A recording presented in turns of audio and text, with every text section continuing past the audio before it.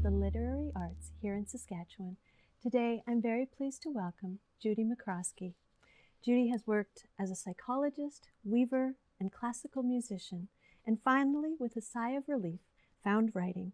She is the author of 6 books and many short stories in a variety of genres, including fiction, fantasy, romance, literary, and nonfiction. Miss Bingley Requests is her latest book. Judy, welcome to the show. Thank you. So this is a new area for you to be writing in. Yes, it is. I discovered several years ago that there's a lot of other books. There are rewrites of Pride and Prejudice from Mr. Darcy's point of view, and there are sequels. But I had never seen anything from the point of view of a different character. And Caroline Bingley has long fascinated me. She's not a very nice person in Pride and Prejudice, but I started thinking about her life. She's a woman who was clearly intelligent, well-educated, wealthy, and ambitious, and all she could do to improve her life was marry well. And so I think the frustrations probably led to some of her less pleasant personality traits. I also put a considerable dollop of humor in the book to make sure that the readers don't mind spending time with her. But I think that as you read the book and get to know and understand Caroline better, you come to empathize with her at least and enjoy spending time with her. And so you often write you write not only in one genre, but a variety of genres. And speculative fiction, science fiction is one of the genres that you write in. And you create worlds in that. So, yes, but this is very different. Tell us what the difference between creating those worlds and what you've had to do with this book. I like creating worlds. My last book actually was called Lifting Weight, and it was a series of short stories that were science fiction or fantasy, published by Thistledown. And I really enjoyed creating different worlds. They were sort of my way of saying, well, what if this aspect of our society today went this direction? And then I could create that and play with it. This was different, though. I had to recreate Jane Austen's world. And I knew that no matter how much research I did, there would be readers out there who would know way more about Jane Austen and her books. So I did a lot of research. I read a lot of books, but I also watched all the movies. I think I own every single version of every movie made of every single Austen book. And I was paying attention to what color is that carpet? What is her dress like? What are they eating for tea? Things like that, because I had to get those details right. I also had to get the tone right so it sounded like Austen writing, but I had to adjust it for modern readers. Because, for instance, in Jane Austen's time, there was more telling and less showing. Modern readers prefer to be shown everything so that they can enter the book and experience the emotions and the thoughts and everything that the characters go through themselves. And I seem to have pulled that off. There are some very nice blurbs on the book from other writers of Austenish books. It was an interesting challenge, but it was a lot of fun, too. Well, and by bringing the story into a more modern age for modern readers, you may have actually opened the audience to then, because there's a big audience of Jane Austen fans in the world, and the runoff of the spin-offs of those books.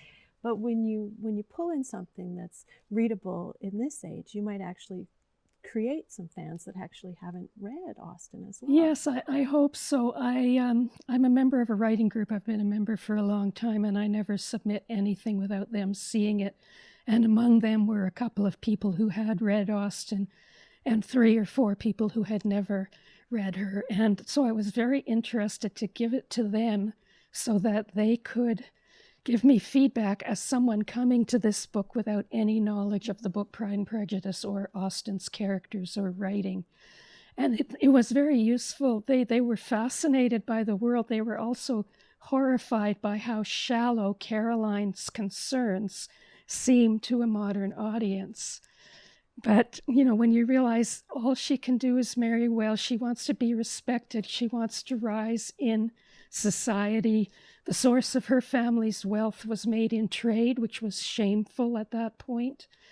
And so the reason she's concerned with fashion and the right parties, the right carriage, all of these things, is precisely so that she can advance herself and her family in the London society of the time. And they did come to understand her. They were still a little put off by some of the things she did. The people who had read Austen weren't surprised by her concerns, but they were very interested the way I opened up the character.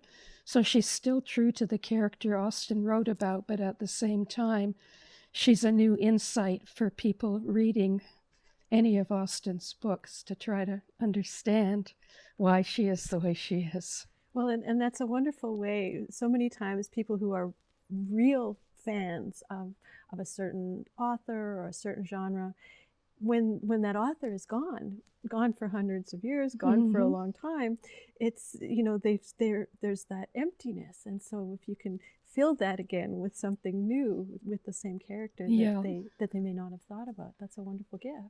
Yeah, thank you. I think so. I think that's why so many people enjoy reading Pride and Prejudice from Mr. Darcy's point of view, because it is like reading the book again for the first time.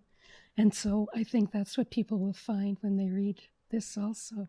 So it's really, it has a multi-reach. It's not just for one audience. It actually has the ability to reach. It's actually it was originally published by a publisher in Wales, who brought it out only as an ebook or print on demand.